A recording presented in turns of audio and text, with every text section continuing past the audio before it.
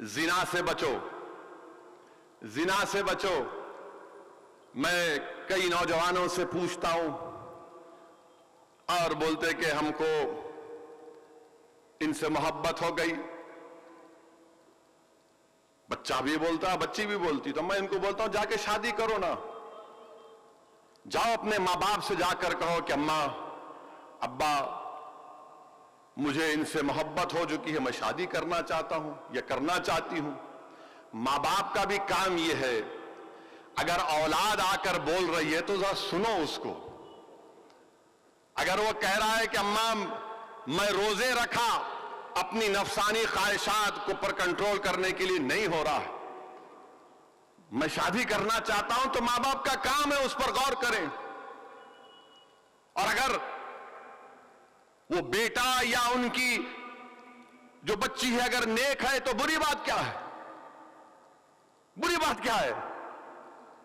سننا چاہیے، اور یہ ماں باپ کو بھی سمجھنا چاہیے کہ زمانہ بدل گیا، یہ 2021 ہے، 1969 نہیں ہے یہ۔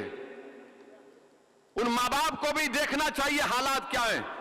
تو زنا سے بچو، اور اگر شادی کرنا اگر تم میں ہے، تم برداشت بیوی کو سنبھال سکتے، کیونکہ یاد رکھو اسلام میں ذمہ داری شوہر کی ہوتی، بیوی کی نہیں ہوتی۔ تم اگر گھر چلا سکتے، بیوی کی ذمہ داری کھانا پکانا بھی نہیں، میں پھر سے کہہ رہا ہوں، مفتی صاحب بیٹھے دونوں پوچھ لو جا کر میں جانے کے بعد، بیوی کی ذمہ داری کھانا پکانا نہیں ہے، بیوی کی ذمہ داری شوہر کے گھر کی عزت کو بچانا ہے۔ اگر عشق ہو گیا جو بولتے نا، تو جاؤ شادی کرو، ان کے ماں باپ کے پاس جاؤ، بولو کہ ہاں، اور ماں باپ کا کام یہ اس کو سننا۔ اور قرآن میں اللہ فرما رہا کہ زنا کے قریب بھی مت جاؤ، زنا کے قریب مت جاؤ۔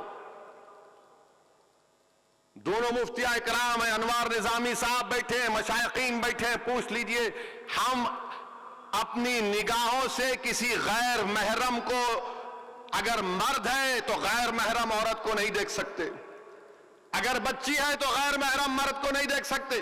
ہاں کام کرنا ہے وہ الگ بات ہے، مگر دیکھے جا رہے ہیں، دیکھے جا رہا ہے، ایسا دیکھ رہے کہ ایسا کچھ دکھ رہا نہیں دنیا میں۔ کئی مرتبہ میں روکتا ہوں، بھائی صاحب کیا کر رہے ہیں آپ؟ ارے آپ ہیں یہاں پہ؟ ملا ہاں ہم ہیں نا یہاں پہ، آپ کو دیکھ رہے، آپ کی آنکھوں کو دیکھ رہے ہم۔ ارے دیکھنے والے کسی کی بیٹی ہے، وہ کسی کی بیوی ہے یہ۔ اور یاد رکھو یہ دیکھنا نہیں، یہ سیل فون دیکھنا بھی گناہ ہے۔ تم بولیں گے نہیں روڈ پہ جا رہے تھے، یہ سیل فون میں بھی جو بے حیائی ہے اس سے بچو۔ میرے عزیز دوستوں اور بزرگوں، ان چیزوں پر نوجوانوں آپ کو غور کرنا ہے اور عمل کرنا ہے۔ اگر ہم رسول اللہ صلی اللہ علیہ وسلم سے سچی محبت کا دعویٰ کر رہے ہیں، غلامی کا ثبوت دینا چاہتے ہیں، تو ہم کو ایک نیک اور اچھے انسان بننا پڑے گا۔ اور یہ کیا ہے کہ اگر کوئی برقعے میں بچی جا رہی تو آپ اندر سے آپ کی مردانگی میں تکلیف آتی ہے، کیسا جا رہی انہیں برقع پہن کے ہماری بچی، روکو اس کو، انہیں برقع نہیں پہن کے گئی تو نہیں، کوئی بات نہیں۔ اور اگر مسلمان بچہ بچی کو بٹھا رہا تو اپنا بھائی ہے، انہیں گناہ نہیں، اس کا گناہ نہیں ہے۔ اور آپ کون ہوتے بھائی کسی کو روکنے والے؟ آپ ہوتے کون؟ آپ کیا سعودی عرب کی پولیس ہے؟ وہ بھی ختم ہو گئی وہاں پہ۔ آپ کا کام نہیں ہے قانون کو ہاتھ میں لینا، خواہ روکتے، کیسا بک کر لیتے۔ اور اگر آپ کسی کو روڈ پہ روک کے ذلیل کریں گے، ویڈیو نکالیں گے، تو بچی باغی ہو جاتی ہے۔ میں جانتا ہوں 2 کیسز میں کسی نے حماقت کی، وہ بچی آ کے میرے کو بولی کہ میرے کو آج سے برقع ہی نہیں پہننا ہے، میرے کو نماز نہیں پڑھنا ہے، میں تو چڑھتی ہوں مسلمانوں سے۔ کیوں پوچھا میں؟ میرے کو ذلیل کیے۔ کیا بولی بچی کہ ہاں میں گناہ کری، انہوں فیصلہ کرنے والے، اللہ فیصلہ کرنے والا ہے میرا۔ اور پھر اس بچی نے کہا کہ اسد صاحب یہ لوگ گناہ میرے کو روک رہے نا، چلو میری شادی کراؤ میرے ماں کے پاس۔ بہرحال اس کے جو بھی چیزیں تھیں، یہ کیوں کر رہے آپ؟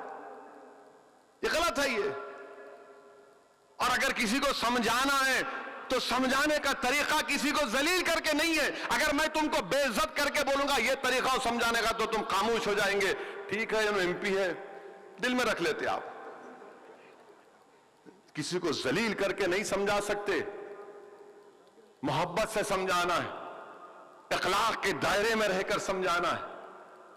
یہ کام آپ کو کرنا ہے. یہ چھوڑو ان چیزوں کو. نہیں کیسا جا رہے انہوں, کیسا لے کے جا رہا انہیں. ارے میرے بھائی کیسا لے کے جا رہا تو کبھی اپنے جھانک کے دیکھو تمہارے میں ہر ہم میں کتنے غلطیاں ہیں, برائیاں ہیں. کیا کہا مفتی صاحب نے ابھی الہ آباد کے کہ اپنے آپ کو یہ سمجھو کہ میں سب سے کمزور ہوں, میں سب سے بڑا گناہگار ہوں. کہا نا ابھی انہوں نے کہ یہ سمجھو کہ میں سب سے بڑا گناہگار ہوں, مجھ میں خطائیں ہیں. اور ہیں, یہ تو اللہ کا کرم ہے کہ اللہ ہمارے گناہوں کو دنیا کے سامنے نہیں لے کر آتا. یہ اس کا کرم ہے, اس کا فضل ہے, صدقہ نبی کریم صلی اللہ علیہ وسلم کا.